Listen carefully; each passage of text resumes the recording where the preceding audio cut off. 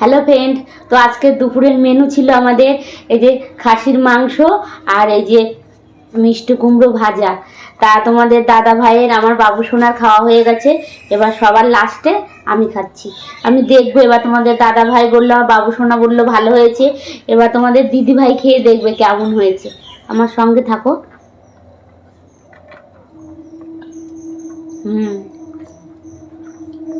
মিষ্টি কুমড়োটা তো ভালোই হয়েছে, এবার মাটনটা দেখবো কেমন হয়েছে। দাঁড়াও, সঙ্গে থাকো, খেয়ে নি আস্তে আস্তে।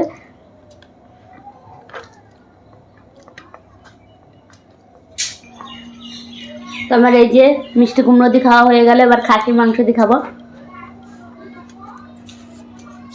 দেখবো খাসির মাংসটা কেমন হয়েছে।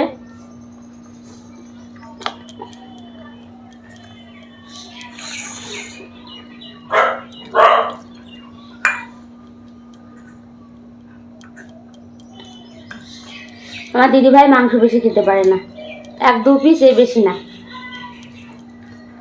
চর্বিটা খুব ভালো খায় তোমার দিদিভাই, খাসির চর্বিটা সেই। তো দেখি কেমন হয়েছে।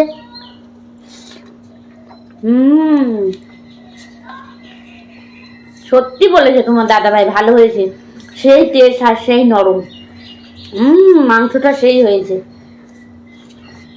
সত্যি কথাই বলেছে।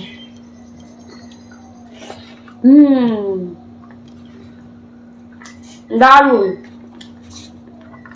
তো তোমাদের দিদিভাইয়ের এই রেসিপিটা যদি ভালো লাগে তাহলে একটা কমেন্ট করে জানিও। টাটা।